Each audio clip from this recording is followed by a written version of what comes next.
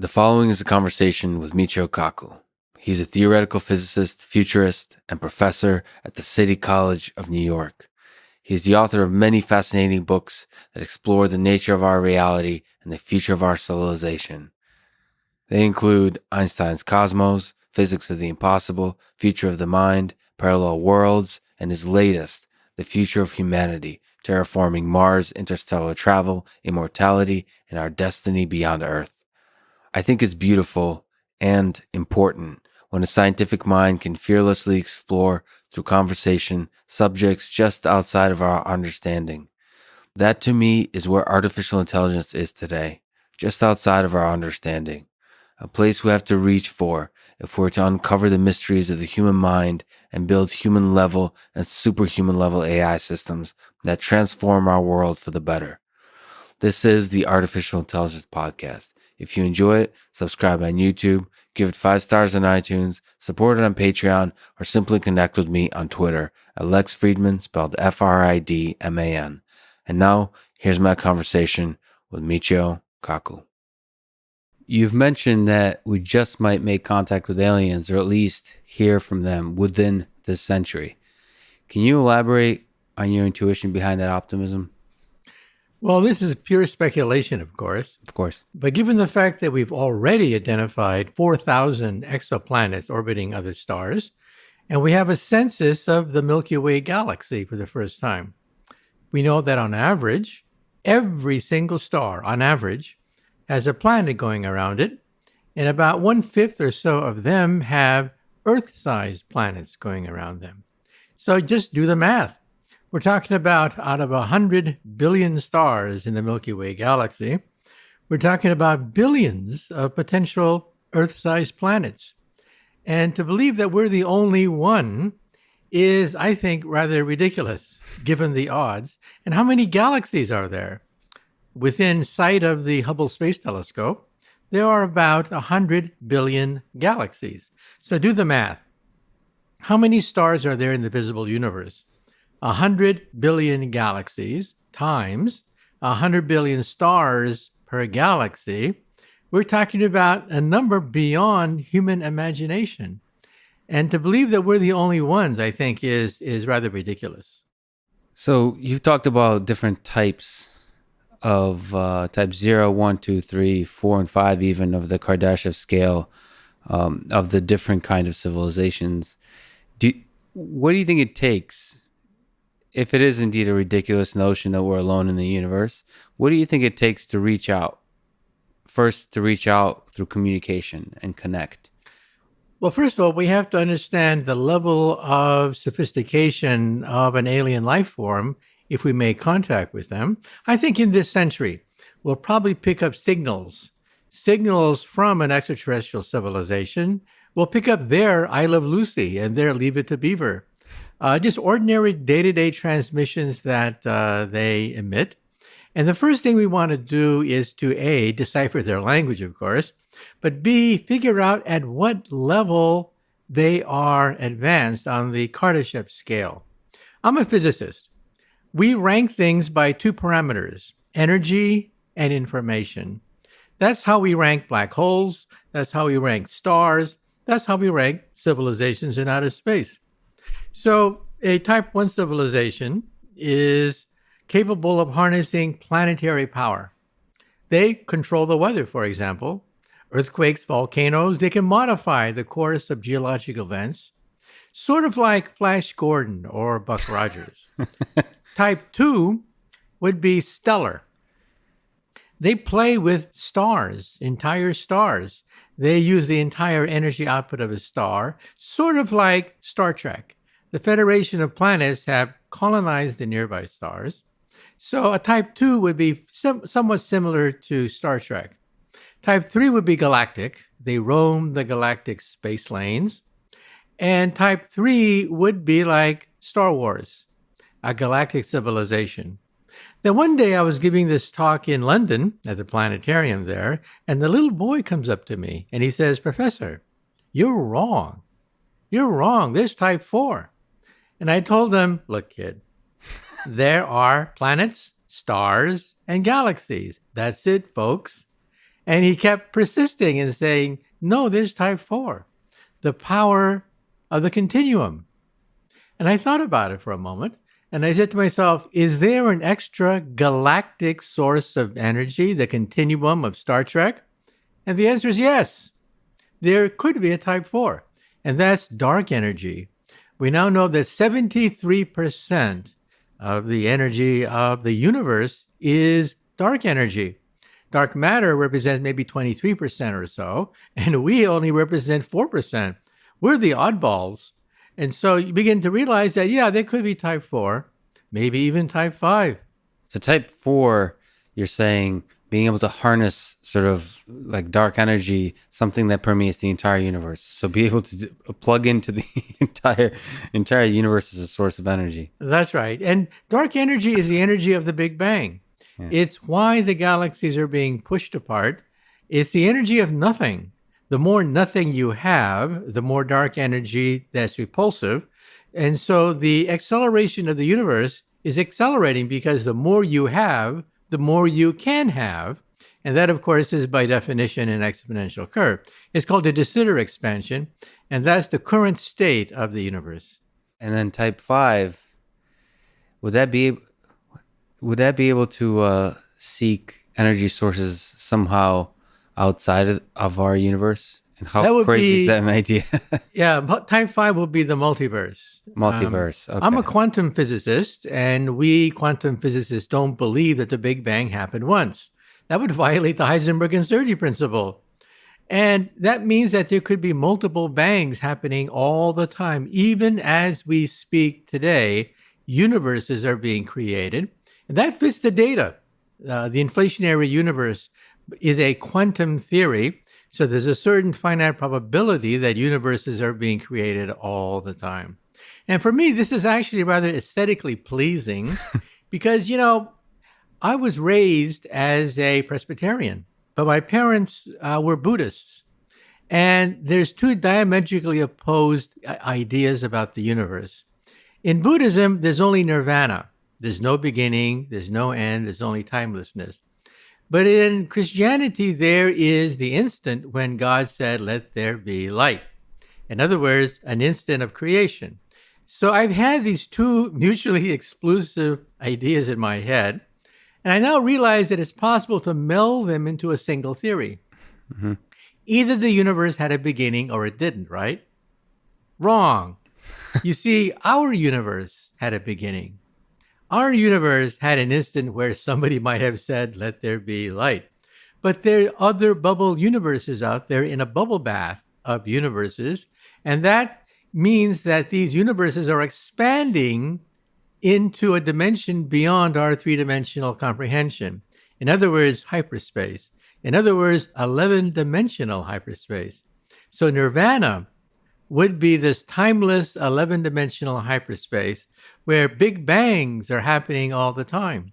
So we can now combine two mutually exclusive theories of creation. And Stephen Hawking, for example, even in his last book, even said that this is an argument against the existence of God. He said there is no God because there was not enough time for God to create the universe because the Big Bang happened in an instant of time. Therefore, there was no time available for him to create the universe. But you see, the multiverse idea means that there was a time before time. And there are multiple times. Each bubble has its own time. And so it means that there could actually be a universe before the beginning of our universe. So if you think of a bubble bath, when two bubbles collide, or when two bubbles fission to create a baby bubble, that's called the Big Bang. So the Big Bang is nothing but the collision of universes or the budding of universes.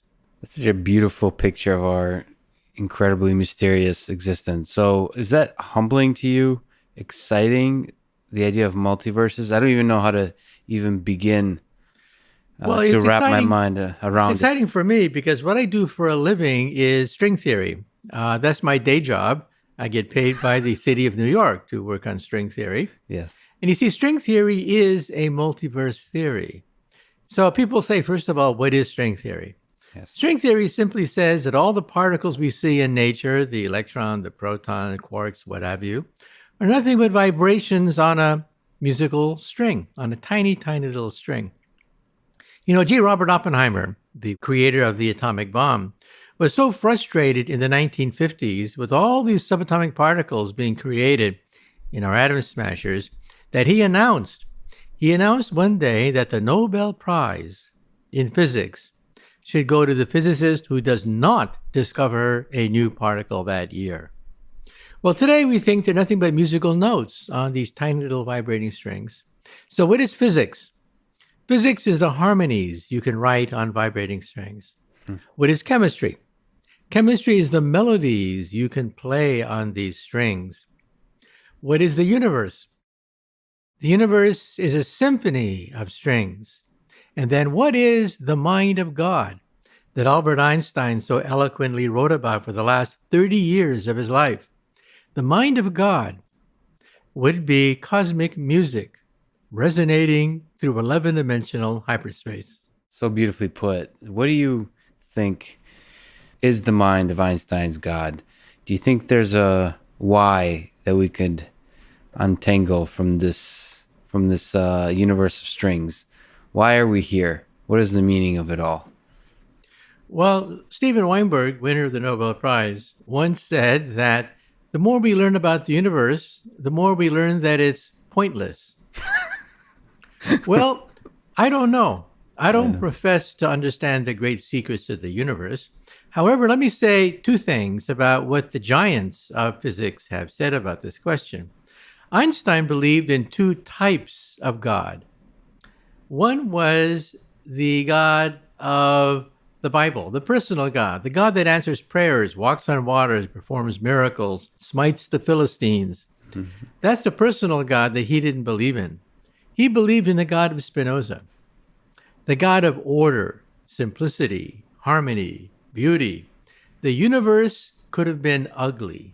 The universe could have been messy, random, but it's gorgeous. You realize that on a single sheet of paper, we can write down all the known laws of the universe.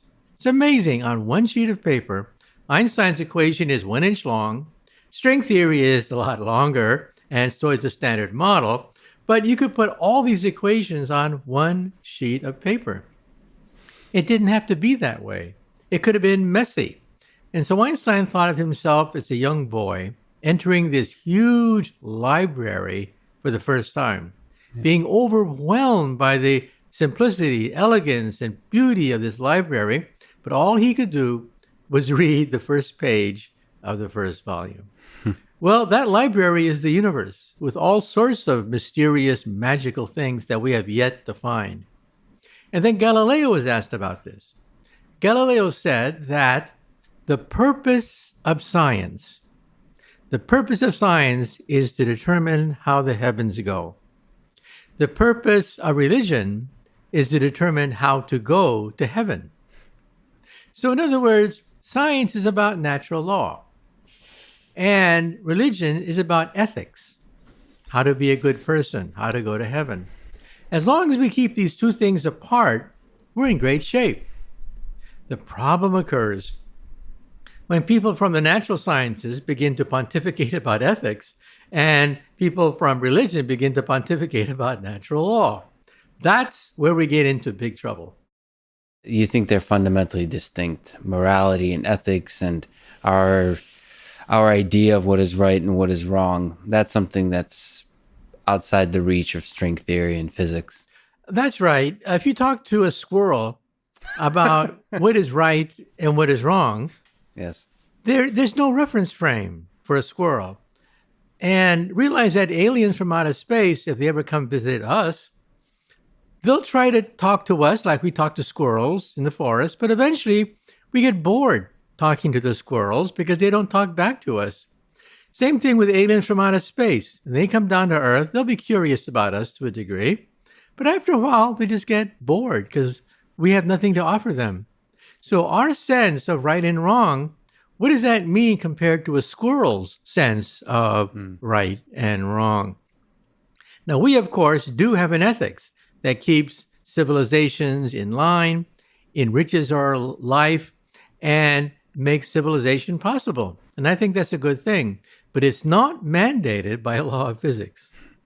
So if alien species were to make contact, forgive me for staying on aliens for a bit longer, do you think they're more likely to be friendly, to befriend us, or to destroy us? Well, I think for the most part, they'll pretty much ignore us.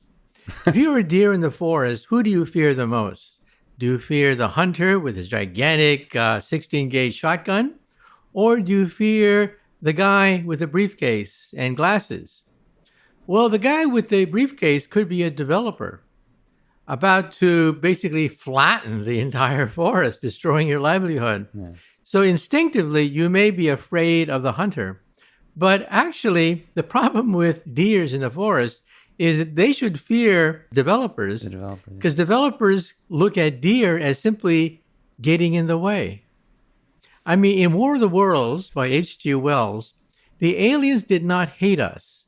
If you read the book, the aliens did not have evil intentions toward Homo sapiens. No, we were in the way. Man. So I think we have to realize that alien civilizations may view us quite differently than in science fiction novels. Yeah. However, I personally believe, and I cannot prove any of this, I personally believe that they're probably going to be peaceful because there's nothing that they want from our world.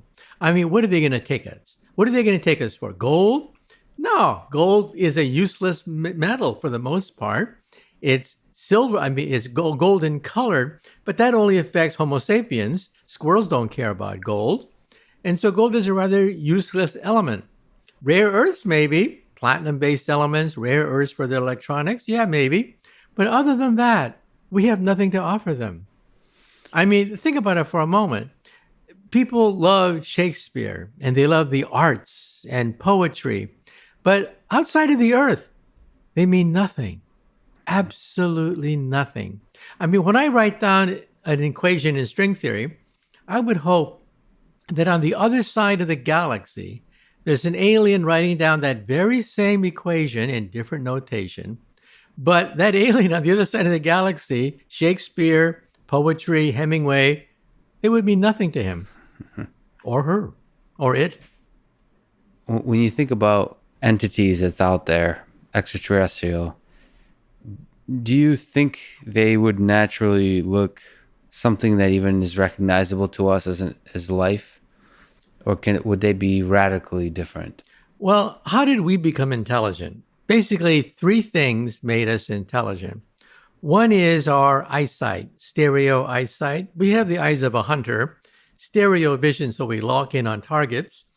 And who is smarter, predator or prey? Predators are smarter than prey. They have their eyes at the front of their face, like lions, tigers, while rabbits have eyes to the side of their face. Why is that? Hunters have to zero in on the target. They have to know how to ambush. They have to know how to hide, camouflage, sneak up, stealth, deceit. That takes a lot of intelligence. Rabbits, all they have to do is run. So that's the first criterion, stereo eyesight of some sort. Second is the thumb. The opposable thumb of some sort could be a claw or tentacle. So hand-eye coordination. Hand-eye coordination is the way we manipulate the environment. And then three, language. Because, mama bear never tells baby bear to avoid the human hunter. Bears just learn by themselves. They never hand on information from one generation to the next. So these are the three basic ingredients of intelligence. Eyesight of some sort, an opposable thumb or tentacle or claw of some sort, and language. Now ask yourself a simple question. How many animals have all three? Just us. It's just us. I mean, the primates, they have a language. Yeah, they may get up to maybe 20 words, but a baby learns a word a day, several words a day a baby learns. And a typical adult knows about almost 5,000 words. While the maximum number of words that you can teach a gorilla in any language, including their own language, is about 20 or so. And so we see the difference in intelligence. So when we meet aliens from outer space, chances are they will have been descended from predators of some sort. They'll have some way to manipulate the environment and communicate their knowledge to the next generation. That's it, folks. So functionally, that would be similar. We would be able to recognize them. Well, not necessarily, because I think even with Homo sapiens, we are eventually going to perhaps become part cybernetic and genetically enhanced. Already, robots are getting smarter and smarter. Right now, robots have the intelligence of a cockroach. But in the coming years, our robots will be as smart as a mouse, then maybe as smart as a rabbit. If we're lucky, maybe as smart as a cat or a dog. And by the end of the century, who knows for sure, our robots will be probably as smart as a monkey. Now, at that point, of course, they could be dangerous. You see, monkeys are self-aware. They know they are monkeys. They may have a different agenda than us. While dogs are confused. You see, dogs think that we are a dog, that we're the top dog. They're the underdog. That's why they whimper and follow us and lick us all the time. We're the top dog. Monkeys have no illusion at all. They know we are not monkeys. And so I think that in the future, we'll have to put a chip in their brain to shut them off once our robots have murderous thoughts. But that's in 100 years. In 200 years, the robots will be smart enough to remove that fail-safe chip in their brain. And then watch out. At that point, I think rather than compete with our robots, we should merge with them. We should become part cybernetic. So I think when we meet alien life from outer space, they may be genetically and cybernetically enhanced. Genetically and cybernetically enhanced. Wow. So let's talk about that full range in the near term and 200 years from now. How promising in the near term, in your view, is brain-machine interfaces? So starting to allow computers to talk directly to the brains. Elon Musk is working on that with Neuralink, and there's other companies working on this idea. Do you see promise there? Do you see hope for near-term impact? Well, every technology has pluses and minuses. Already, we can record memories. I have a book, The Future of the Mind, Yes. where I detail some of these breakthroughs. We can now record simple memories of mice and send these memories on the internet. Eventually, we're going to do this with primates at Wake Forest University and also in Los Angeles. And then after that, we'll have a memory chip for Alzheimer's patients. We'll test it out in Alzheimer's patients because, of course, when Alzheimer's patients lose their memory, they wander. They create all sorts of havoc, wandering around, oblivious to their surroundings. And they'll have a chip. They'll push the button and memories will come flooding into their hippocampus and the chip, telling them where they live and who they are. And so a memory chip is definitely in the cards. And I think this will eventually affect human civilization. What is the future of the internet? The future of the internet is BrainNet. BrainNet is when we send emotions, feelings, sensations on the internet, and we will telepathically communicate with other humans this way. This is going to affect everything. Look at entertainment. Remember the silent movies? Charlie Chaplin was very famous during the era of silent movies, but when the talkies came in, nobody wanted to see Charlie Chaplin anymore because he never talked in the movies. And so a whole generation of actors lost their job, and a new series of actors came in. Next, we're going to have the movies replaced by BrainNet. Because in the future, people will say, who wants to see a screen with images? That's it. Sound and image, that's called the movies. Our entertainment industry, this multi-billion-dollar industry, is based on screens with moving images and sound. But what happens when emotions, feelings, sensations, memories can be conveyed on the internet? It's going to change everything. Human relations will change because you'll be able to empathize and feel the suffering of other people. We'll be able to communicate telepathically. And this is coming. You described BrainNet in Future of the Mind. It's such an interesting concept. Do you think, so you mentioned entertainment, but what kind of effect would it have on our personal relationships? Hopefully, it will deepen it. You realize that for most of human history, for over 90% of human history, we only knew maybe 20, 100 people. Yeah. That's it, folks. That was your tribe. That was everybody you knew in the universe was only maybe 50 or 100. With the coming of towns, of course, it expanded to a few thousand. With the coming of the telephone, all of a sudden you could reach thousands of people with the telephone. And now with the internet, you can reach the entire population of the planet Earth. And so I think this is a normal progression. And you think that kind of sort of connection to the rest of the world, and then adding sensations like being able to share telepathically emotions and so on, that would just further deepen our connection to our fellow humans. Yeah, that's right. In fact, I disagree with many scientists on this question. Most scientists would say that technology is neutral, a double-edged sword. One side of the sword can cut against people. The other side of the sword can cut against ignorance and disease. I disagree. I think technology does have a moral direction. Look at the internet. The internet spreads knowledge, awareness, and that creates empowerment. People act on knowledge. When they begin to realize that they don't have to live that way, they don't have to suffer under a dictatorship, that there are other ways of living under freedom, then they begin to take power. And that spreads democracy. And democracies do not war with other democracies. I'm a scientist. I believe in data. So let's take a sheet of paper and write down every single war you had to learn since you were in elementary school. Every single war, hundreds of them, kings, queens, emperors, dictators. All these wars were between kings, queens, emperors, and dictators. Never between two major democracies.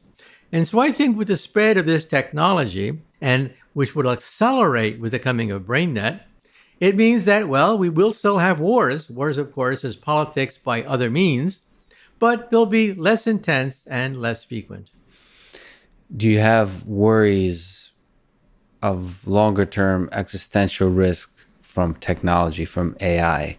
So I think that's a wonderful vision of a future where war is a distant memory, but now there's another agent. There's somebody else that's able to create conflict, that's able to create harm. AI systems. So do you have worry about such AI systems? Well, yes, that is an existential risk, but again, I think an existential risk not for this century. I think our grandkids are going to have to confront this question as robots gradually approach the intelligence of a dog, a cat, and finally that of a monkey. However, I think we will digitize ourselves as well. Not only are we going to merge with our technology, we'll also digitize our personality, our memories, our feelings. You realize that during the Middle Ages, there was something called dualism. Dualism meant that the soul was separate from the body. When the body died, the soul went to heaven. That's dualism. Then in the 20th century, neuroscience came in and said, bah, humbug. Every time we look at the brain, it's just neurons. That's it, folks. Period. End of story. Bunch of neurons firing. Now we're going back to dualism. Now we realize that we can digitize human memories, feelings, sensations, and create a digital copy of ourselves. And that's called the Connectome Project. Billions of dollars are now being spent to do not just the Genome Project of sequencing the genes of our body, but the Connectome Project, which is to map the entire connections of the human brain. And even before then, already in Silicon Valley, today, at this very moment, you can contact Silicon Valley companies that are willing to digitize your relatives because some people want to talk to their parents. Yeah. There are unresolved issues with their parents. And one day, yes, firms will digitize people and you'll be able to talk to them, a reasonable facsimile. we leave a digital trail. Our ancestors did not. Our ancestors were lucky if they had one line, just one line in a church book saying the date they were baptized and the date they died. That's it. That was their entire digital memory. I mean, their entire digital existence summarized in just a few letters of the alphabet, a whole life. Now we digitize everything. Every time you sneeze, you digitize it. You put it on the internet.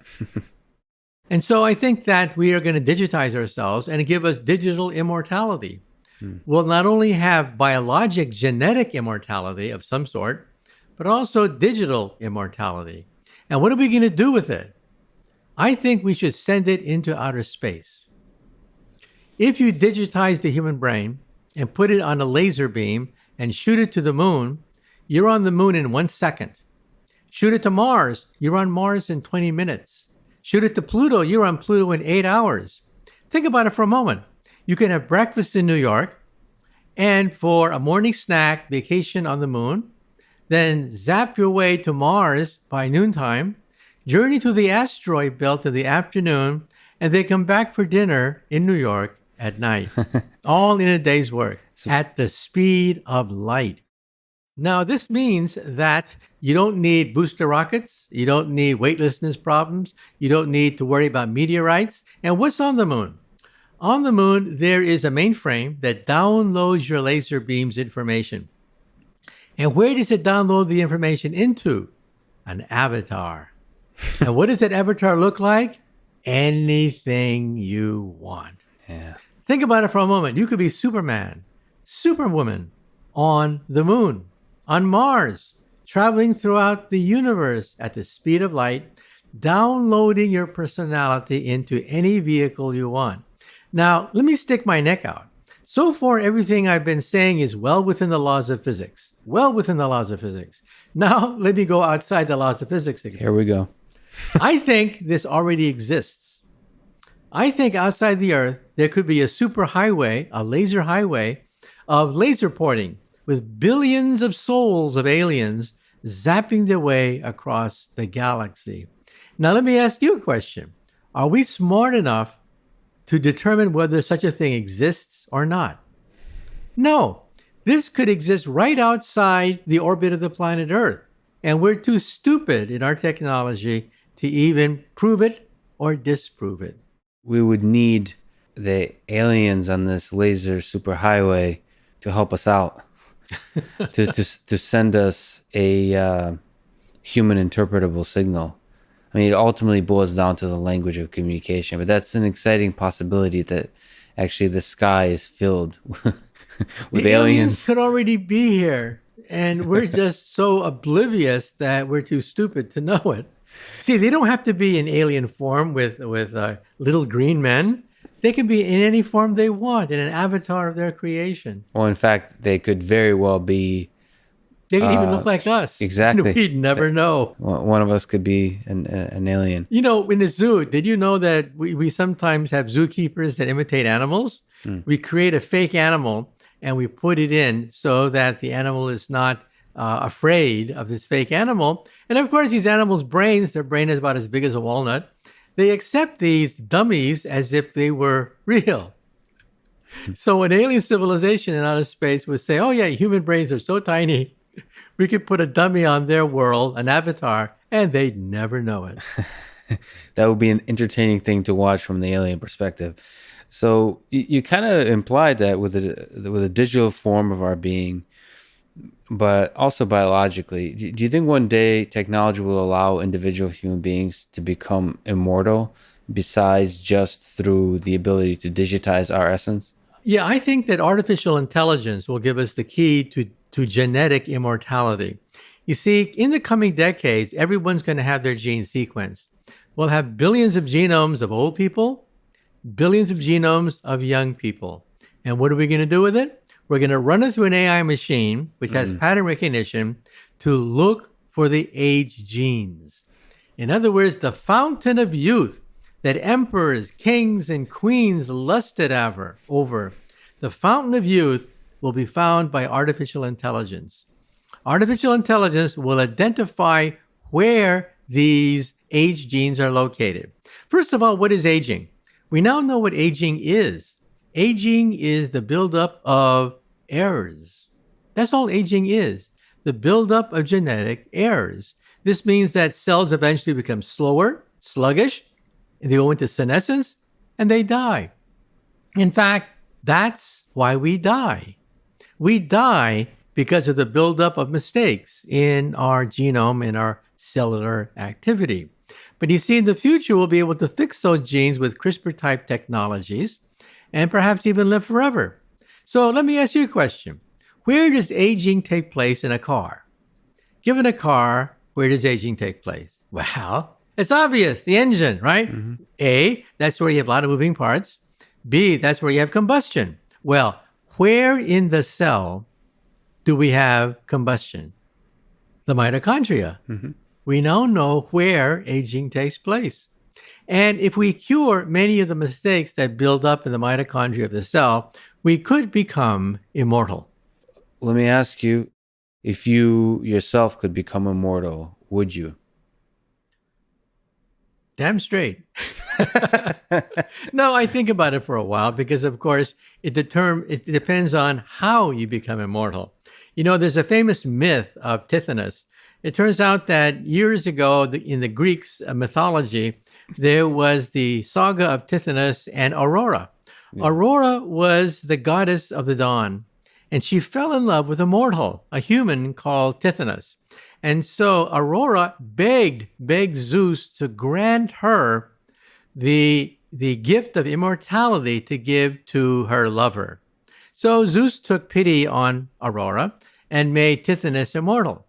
But you see, Aurora made a mistake, a huge mistake. She asked for immortality, but she forgot to ask for eternal youth. So poor Tithonus got older and older and older every year, decrepit, a bag of bones, but he could never die. Never die. Quality of life is important. So I think immortality is a great idea as long as you also have immortal youth as well. Now, I personally believe, and I cannot prove this, but I personally believe that our grandkids may have the option of reaching the age of 30 and then stopping. They may like being age 30 because you have wisdom, you have all the benefits of age and maturity, and you still live forever with a healthy body. Our descendants may like being 30 for several centuries. Is there an aspect of human existence that is meaningful only because we're mortal? Well, every waking moment, we don't think about it this way, but every waking moment, actually, we are aware of our death and our mortality. Yes. Think about it for a moment. When you go to college, you realize that you are in a period of time where soon you will reach middle age and have a career. And after that, you'll retire and then you'll die. And so even as a youth, even as a child, without even thinking about it, you are aware of your own death because it sets limits to your lifespan. I got to graduate from high school. I got to graduate from college. Why? Because you're going to die. Because unless you graduate from high school, unless you graduate from college, you're not going to enter old age with enough money to retire and then die. And so, yeah, people think about it unconsciously because it affects every aspect of your being. The fact that you go to high school, college, get married, have kids, there's a clock ticking even without your permission. It gives a sense of urgency. Do you yourself, I mean, there's so much excitement and passion in the way you talk about physics and the way you talk about technology in the future. Do you yourself meditate on your own mortality? Do you think about this clock that's ticking? Well, I try not to because it then begins to affect your behavior. You begin to alter your behavior to match your expectation of when you're going to die. So let's talk about youth and then let's talk about death, okay? When I interview scientists on radio, I often ask them, what made the difference? How old were you? What changed your life? And they always say more or less the same thing. You know, these are Nobel Prize winners, directors of major laboratories, very distinguished scientists. They always say, when I was 10, something happened. It was a visit to the planetarium. It was a telescope. For Steven Weinberg, winner of the Nobel Prize, it was the chemistry kit. For Heinz Pagels, it was a visit to the planetarium. For Isidore Rabi, it was a book about the planets. For Albert Einstein, it was a compass. Something happened which gives them this existential shock. Because you see, before the age of 10, everything is mommy and daddy, mommy and dad. That's your universe, mommy and daddy. Around the age of 10, you begin to wonder, what's beyond mommy and daddy? And that's when you have this epiphany, when you realize, oh my God, there's a universe out there, a universe of discovery. And that sensation stays with you for the rest of your life. You still remember that shock that you felt gazing at the universe. And then you hit the greatest destroyer of scientists known to science. The greatest destroyer of scientists known to science is junior high school. When you hit junior high school, folks, it's all over. Yeah. It's all over. Because in junior high school, people say, hey, stupid. I mean, you like that nerdy stuff and your friends shun you. All of a sudden, people think you're a weirdo. And science is made boring. You know, Richard Feynman, the Nobel Prize winner, when he was a child, his father would take him into the forest. And the father would teach him everything about birds, why they're shaped the way they are, their wings, the coloration, the shape of their beak, everything about birds. So one day a bully comes up to the future Nobel Prize winner and says, hey, Dick, what's the name of that bird over there? Well, he didn't know. He knew everything about that bird except its name.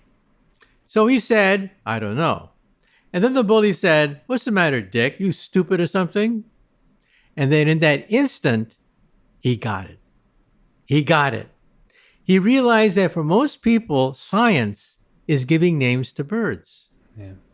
That's what science is. You know, lots of names of obscure things. Hey, people say, you're smart. You're smart. You know all the names of the dinosaurs. You know all the names of the plants. No, that's not science at all. Science is about principles, concepts, physical pictures. That's what science is all about. My favorite quote from Einstein is that unless you can explain a theory to a child, the theory is probably worthless. Meaning that all great theories are not big words. All great theories are simple concepts, principles, basic physical pictures. Relativity is all about clocks, meter sticks, rocket ships, and locomotives.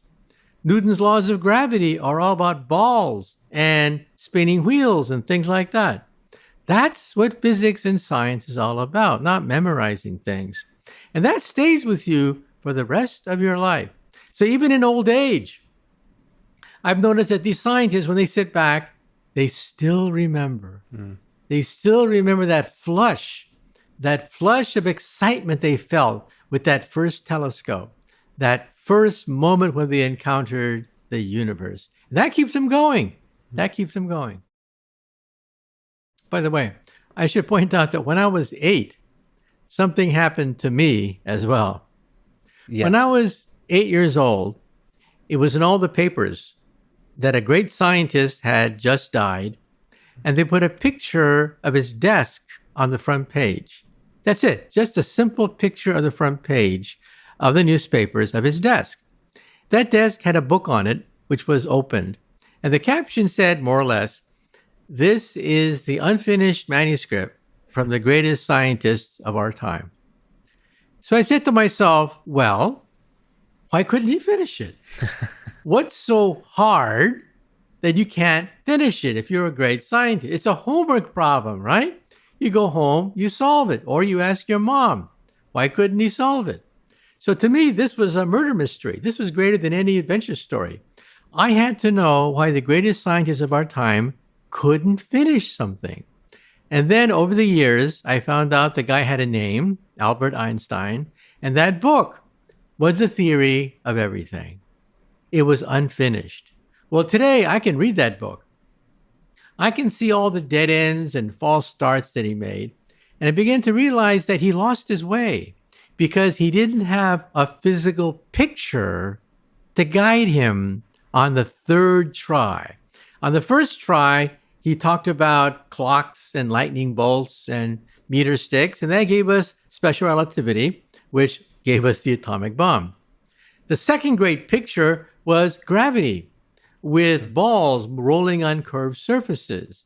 And that gave us the Big Bang, creation of the universe, black holes. On the third try, he missed it. He had no picture at all to guide him. In fact, there's a quote I have where he said, I'm still looking. I'm still looking for that picture. He never found it. Well, today we think that picture is string theory. So string theory can unify gravity and this mysterious thing that Einstein didn't like, which is quantum mechanics, or couldn't quite pin down and make sense of. That's right. Mother Nature has two hands, a left hand and a right hand. The left hand is a theory of the small. The right hand is a theory of the big. The theory of the small is the quantum theory, the theory of atoms and quarks. The theory of the big is relativity, the theory of black holes, big bangs. The problem is, the left hand does not talk to the right hand. They hate each other. The left hand is based on discrete particles. The right hand is based on smooth surfaces. How do you put these two things together into a single theory? They hate each other. The greatest minds of our time worked on this problem and failed. Today, the only theory that has survived every challenge so far is string theory. That doesn't mean string theory is correct. It could very well be wrong. But right now, it's the only game in town. Some people come up to me and say, Professor, I don't believe in string theory. Give me an alternative. And I tell them, there is none. Get used to it. It's the best theory we got. It's the only theory we have. It's the only theory we have. Do you see, the strings kind of inspire a view, as did atoms and particles and quarks, but especially strings inspire a view of a universe as a kind of information processing system, as a computer of sorts. Do you see the universe in this way? No. Some people think, in fact, the whole universe is a computer of some sort. Yes. And they believe that perhaps everything, therefore, is a simulation. Yes. I don't think so. I don't think that there is a super video game where we are nothing but puppets dancing on the screen and somebody hit the play button and here we are talking about simulations. Yeah. No. Even Newtonian mechanics says that the weather, the simple weather, is so complicated with trillions upon trillions of atoms that it cannot be simulated in a finite amount of time. In other words, the smallest object which can describe the weather and simulate the weather is the weather itself. The smallest object that can simulate a human is the human itself. And if you add quantum mechanics, it becomes almost impossible to simulate it with a conventional computer. Because quantum mechanics deals with all possible universes, parallel universes, a multiverse of universes. And so the calculation just spirals out of control. Now, so far, there's only one way where you might be able to argue that the universe is a simulation. And this is still being debated by quantum physicists.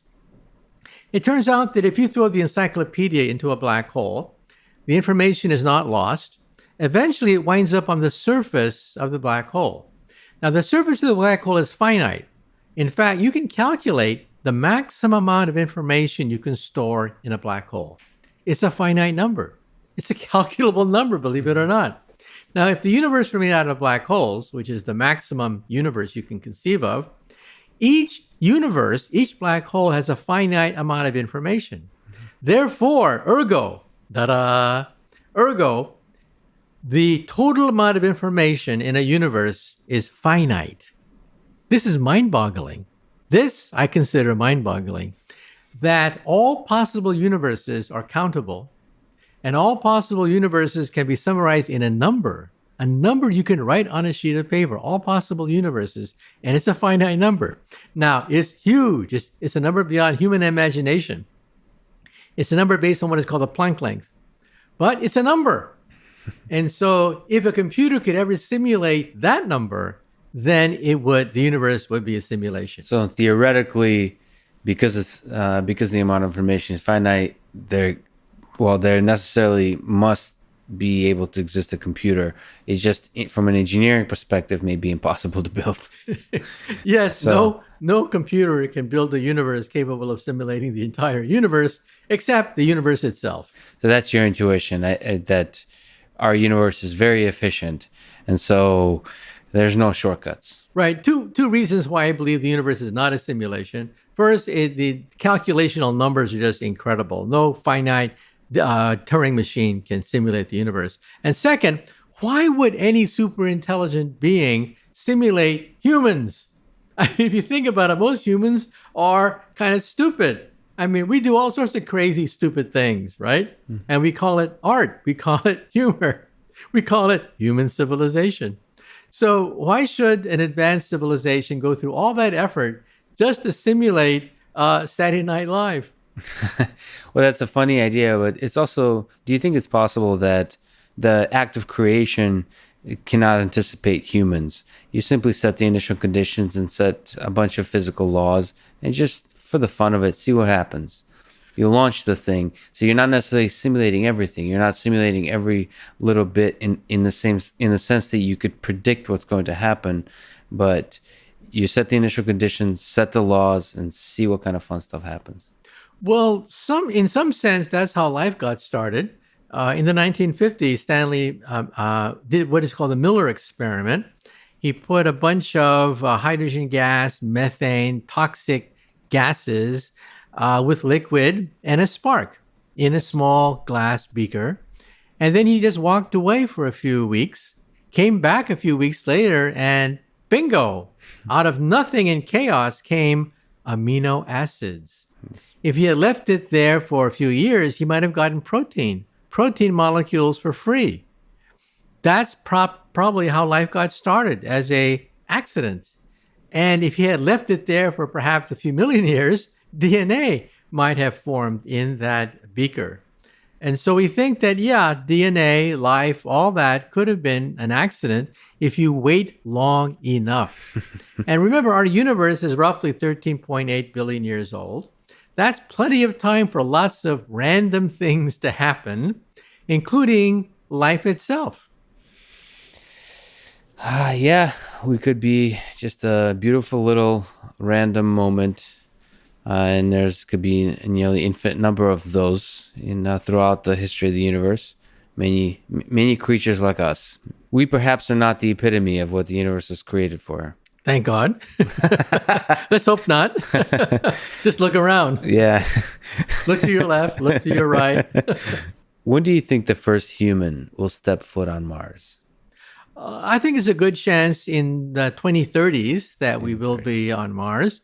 In fact, there's no physics reason why we can't do it. It's an engineering problem. It's a very difficult and dangerous engineering problem, but it is an engineering problem. And in my book, Future of Humanity, I even speculate beyond that by the end of the century, we'll probably have the first starships. The first starships will not look like the Enterprise at all. There'll probably be small computer chips that are fired by laser beams with parachutes. And like what Stephen Hawking advocated, the Breakthrough Starshot program could send ships to the nearby stars, traveling at 20% the speed of light, reaching Alpha Centauri in about 20 years' time. Beyond that, we should have fusion power. Fusion power is, in some sense, one of the ultimate sources of energy, but it's unstable. And we don't have fusion power today. Now, why is that? First of all, stars form almost for free. You get a bunch of gas large enough, it becomes a star. I mean, you don't even have to do anything to it, and it becomes a star. Why is fusion so difficult to put on the Earth? Because in outer space, stars are monopoles. They are single poles that are spherically symmetric, And it's very easy to get spherically symmetric configurations of gas to compress into a star. It just happens naturally all by itself. The problem is magnetism is bipolar. You have a North Pole and a South Pole. And it's like trying to squeeze a long balloon. Take a long balloon and try to squeeze it. You squeeze one side, it bulges out the other side. Well, that's the problem with fusion machines. We use magnetism with the North Pole and the South Pole to squeeze gas, and all sorts of anomalies and horrible configurations can take place because we're not squeezing something uniformly like in a star. Stars, in some sense, are for free. Fusion on the Earth is very difficult.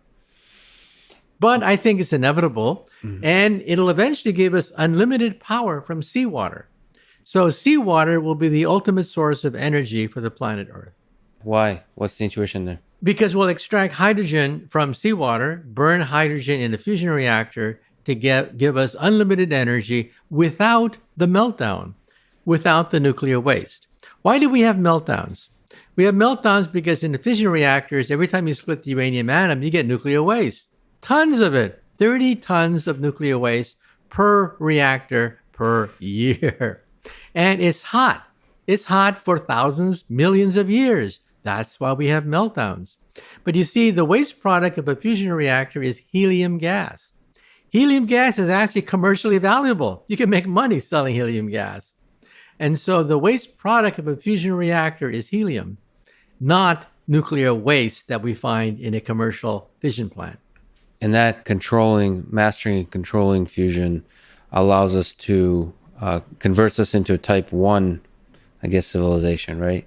Yeah, probably the backbone of a type 1 civilization will be fusion power. Right. We, by the way, are type 0. We don't That's even rate on this scale. We get our energy from dead plants, for God's sake, oil and coal. But we are about 100 years from being type 1. Get a calculator. In fact, Carl Sagan calculated that we are about 0.7, fairly close to a 1.0. For example, what is the internet? The internet is the beginning of the first type 1 technology to enter into our century. The first planetary technology is the internet. What is the language of type 1? On the internet already, English and Mandarin Chinese are the most dominant languages on the internet. And what about the culture? We're seeing type 1 sports, soccer, the Olympics, type 1 music, youth culture, rock and roll, rap music, type 1 fashion, Gucci, Chanel, a type 1 economy, the European Union, NAFTA, what have you. So we're beginning to see the beginnings of a type 1 culture and a type 1 civilization. And inevitably, it will spread beyond this planet. So you talked about sending at 20% the speed of light on a chip into Alpha Centauri. But in a slightly nearer term, what do you think about the idea when we still have to send our biological bodies, the colonization of planets, colonization of Mars? Do you see us becoming a 2-planet species ever or anytime soon? Well, just remember the dinosaurs did not have a space program. No. And that's why they're not here today. How come there are no dinosaurs in this room today? Because they didn't have a space program. We do have a space program, which means that we have an insurance policy. Now, I don't think we should bankrupt the Earth or deplete the Earth to go to Mars. That's too expensive and not practical. But we need a settlement on Mars in case something bad happens to the planet Earth. And that means we have to terraform Mars. Now, to terraform Mars, if we could raise the temperature of Mars by 6 degrees, then the polar ice caps begin to melt, releasing water vapor. Water vapor is the greenhouse gas. It causes even more melting of the ice caps. So it becomes a self-fulfilling prophecy. It feeds on itself. It becomes autocatalytic. And so once you hit 6 degrees, rising of the temperature on Mars by 6 degrees, it takes off. And we melt the polar ice caps, and liquid water once again flows in the rivers, the canals, the channels, and the oceans of Mars. Mars once had an ocean, we think, about the size of the United States. And so that is a possibility. Now, how do we get there? How do we raise the temperature of Mars by 6 degrees? Elon Musk would like to detonate hydrogen warheads on the polar ice caps. Yes. Well, I'm not sure about that because we don't know that much about the effects of detonating hydrogen warheads to melt the polar ice caps. And who wants to glow in the dark at night reading the newspaper? So I think there are other ways to do it with solar satellites. You can have satellites orbiting Mars that beam sunlight onto the polar ice caps, melting the polar ice caps. Mars has plenty of water. It's just frozen. I think you paint an inspiring and a wonderful picture of the future. It's I think you've inspired and educated thousands, if not millions. Michio, it's been an honor. Thank you so much for talking today. My pleasure.